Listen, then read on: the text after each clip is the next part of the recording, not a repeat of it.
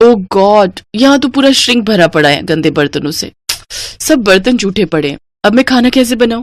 ये मेरी देवरानी दिव्या भी ना एक नंबर की आलसी है। सुबह जब शीला बर्तन धोकर जाती है तब तो सबके लिए नाश्ता बना लेती है, लेकिन जब शाम को यहाँ बर्तनों का पहाड़ इकट्ठा होता है तो वो महारानी अपने कमरे में चूहे की तरह डूबकर बैठ जाती है।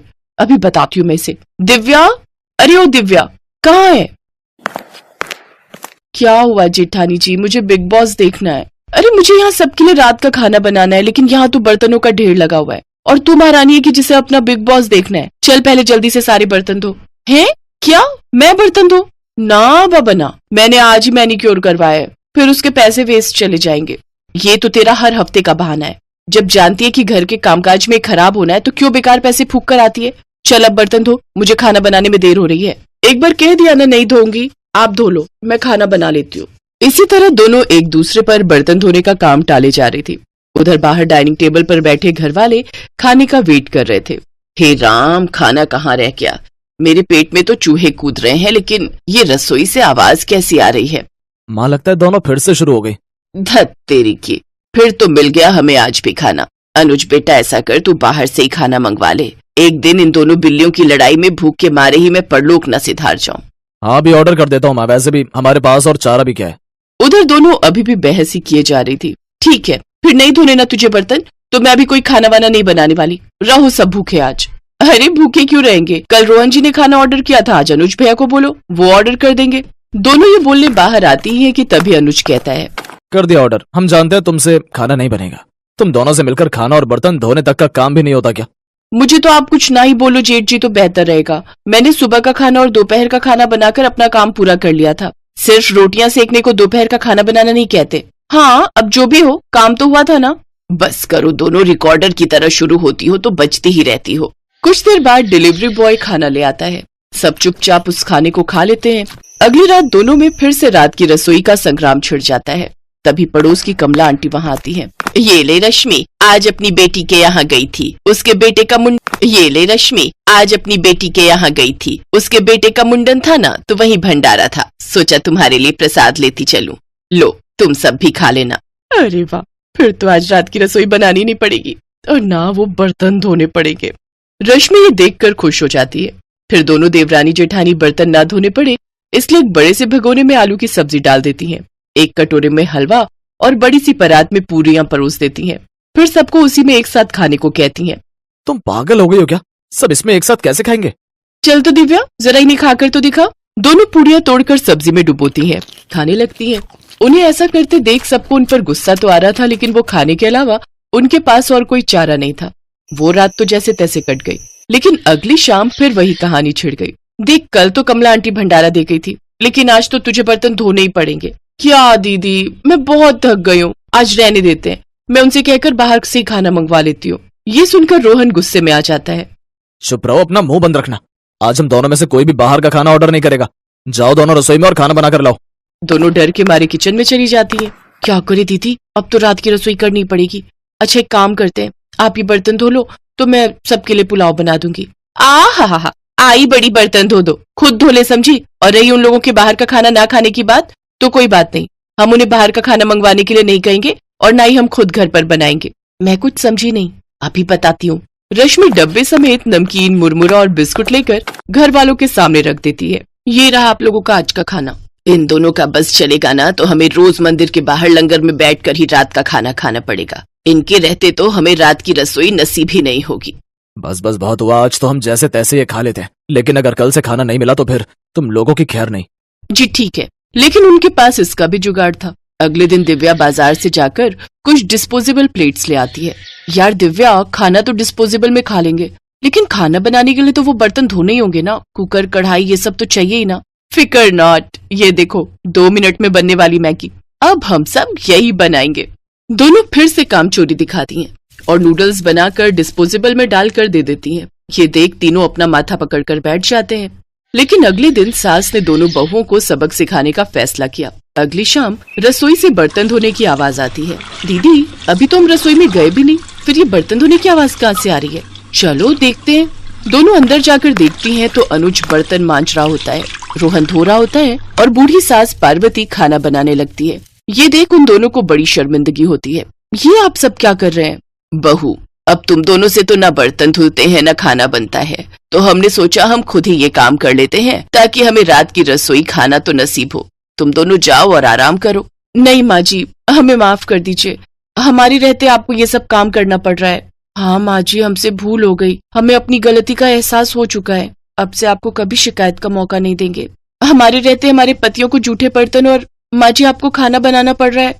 नहीं नहीं नहीं, आप सब बाहर जाइए, हम 1 घंटे में खाना बनाकर लाते हैं। अच्छा ठीक है, तुम कहती हो तो रहने देते हैं। चलो बेटा। माँ और बेटे बाहर आकर खूब हंसते हैं और एक दूसरे को आंख मारकर कहते हैं, मिशन सक्सेसफुल।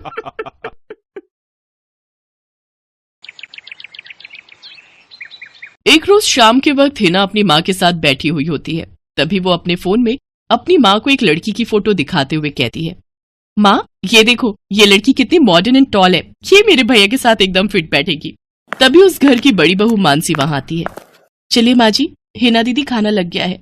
बहू यहाँ तो आ, ये देख हम तेरे देवर के लिए रिश्ता.com की साइट पे लड़की ढूंढ रहे हैं, जो कि सुंदर होने के साथ साथ अमीर भी है। अब तेरे गरीब मायके वालों ने दहेज के नाम पर 1-2 चीज पकड़ा दी बस, इसलिए अब मैं अपनी छोटी बहू अमीर खानदान की लाऊंगी, जो कि भर भर कर दहेज लाए। हाँ, वो अपनी बड़ी बहू को ताने दे ही रही थी कि तभी उसका छोटा बेटा हितांश एक मॉडर्न लड़की के साथ घर आता है। उन दोनों के गले में वरमाला डली हुई थी। हितांश बेटा, ये लड़की कौन है? माँ ये जूली है और हम दोनों ने शादी कर ली है। क्या तुम दोनों ने शादी कर ली? मैं नहीं मानती इस शादी को। हाँ तो किसे फर्क पड़ता है आपके मानने या ना मानने से? वैसे भी वो कहावत तो आपने सुनी ही होगी कि जब मियाँ बीबी राजी तो क्या करेगा काजी।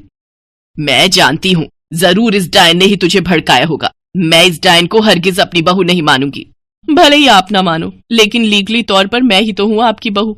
इसलिए अब जल्दी से जाइए और आरती की थाली लाकर मेरा गृह प्रवेश कीजिए। सास बेमन से अपनी नई बहू का स्वागत करती है। जूली हितांश के साथ अपने कमरे में चली जाती है। हे राम, माँ अपनी इस नई छैल छबीली के तेवर देखे, इसके तो रंग ढंग ही अलग है, बड़ा ही घमंड है इसमें। तू चिंता मत कर बेटी, कल इसका ससुराल में पहला दिन है, तुम देखना अगर मैंने भी इसका घमंड चूर चूर नहीं किया तो। अगले दिन सुबह हितांश के पिता यानी जूली के ससुर अपनी पत्नी से कहते हैं, विमला देखो तो, सुबह के 10 बजने को हैं और ये नई बहू अभी तक अपने कमरे में सोई पड़ी है, और आज इसका रसोई में पहला दिन है और ये अभी तक अपने कमरे में है। तुम रुको जी, अभी मैं इसकी खबर लेती हूँ। नई बहू, अरे ओ नई बहू। कुछ देर बाद जूली वहां आती है। क्या बात है मम्मी जी, क्यों सुबह सुबह इस घर को मच्छी बाजार बनाकर रखा है? छोटी बहू, ये क्या तरीका है अपनी सास से बात करने का? हितांश, हितांश जरा बाहर आना तो। अब क्या हुआ जूली डार्लिंग? तुम चुपचाप से अपने बाप को समझा लो कि वो मुझसे तमीज में रहकर बात किया करे। पिताजी, आपने सुना जूली ने क्या कहा? नालायक, इस दिन के लिए पैदा किया है क्या तुझे कि तू अपनी बीवी का जोरू का गुलाम बन जाए? बस आपसे ही सीखा है पिताजी। जूली की सास खाने की लिस्ट नई बहू के हाथ में देती है और कहती है, ये ले, ये तेरी पहली रसोई की लिस्ट है, आज तुझे ये सब खाना हम सबके लिए बनाना है। और हाँ, उसके बाद किचन की साफ सफाई भी कर देना। सासू माँ, ना तो मैं खाना बनाऊंगी और ना ही सफाई करूंगी। बहू आई है घर में, कोई काम वाली बाई नहीं जो उसे आते ही काम बता दिए। भले ही ससुराल में मेरा पहला दिन हो, लेकिन इस पहले दिन से अब आप लोगों की जिंदगी बदलने वाली है। तो मेरी प्यारी ननद जी, पहले तो आप इस घर की साफ सफाई करोगी और सासू माँ आप बनाएंगी खाना, और वो भी मेरी पसंद का। मैं ये सब नहीं करूंगी, समझी? देवरानी जी, ये सब क्या कह रही हैं आप? हम इस घर की बहू हैं और ससुराल वालों का ख्याल रखना हमारा फर्ज है। जेठानी जी, इन जैसे फर्जी लोगों के लिए काहे का फर्ज? इनके साथ तो यही होना चाहिए। बड़ी जुबान चलती है तेरी, मैं तो तुझे छत से धक्का ही दे दूंगी, फिर तू भूतनी बनकर भटकती रहना। और ये हो गई आपकी कही बातों की सारी रिकॉर्डिंग।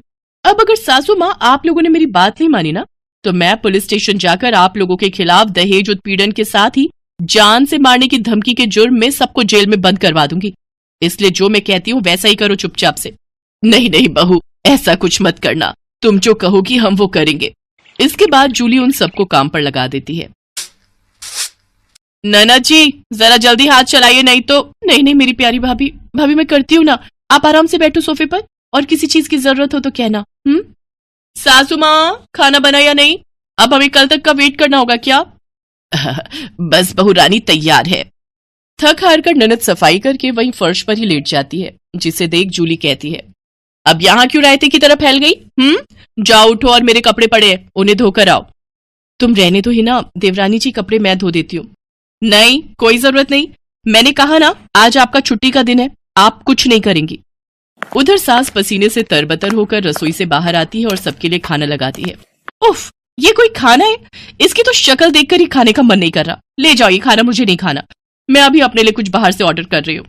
लेकिन बहू, मैंने इतनी मेहनत से बनाया है, पूरे 2 घंटे लगे हैं मुझे रसोई में खड़े हुए, तो मैं क्या करूं? आप ससुर जी ये खाना ले जाकर बाहर कुत्तों को डालाना, और आपको जो मैंने सब्जी लाने का काम दिया था क्या वो आपने कर दिया? हाँ बहू, मैं बाजार से सब्जियां ले आया हूँ।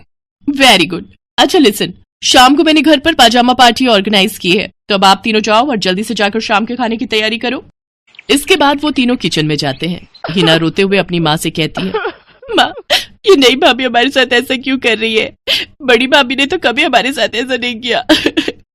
हमारा किया हमारे सामने आ रहा है बेटी, हमने जो बड़ी बहू के साथ किया है उसी की सजा हमें मिल रही है। तभी जूली, हितांश और मानसी भी वहां आ जाते हैं।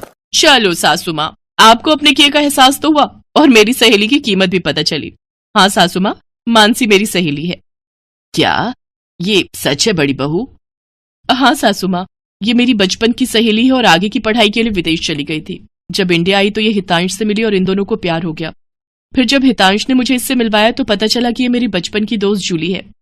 सॉरी माँ जी, मैं आपके साथ ये सब करना तो नहीं चाहती थी, लेकिन आपने जो मेरी सहेली के साथ किया उसी का बदला लेने के लिए मैंने ये सब किया। बड़ी बहू हमें माफ कर दे, तेरी तकलीफ को हम समझ ही नहीं पाए। इसके बाद सबने मानसी से माफी मांगी। मानसी ने सबको माफ कर दिया और इस तरह नई बहू का ससुराल में पहले दिन का प्लान पूरा हो गया।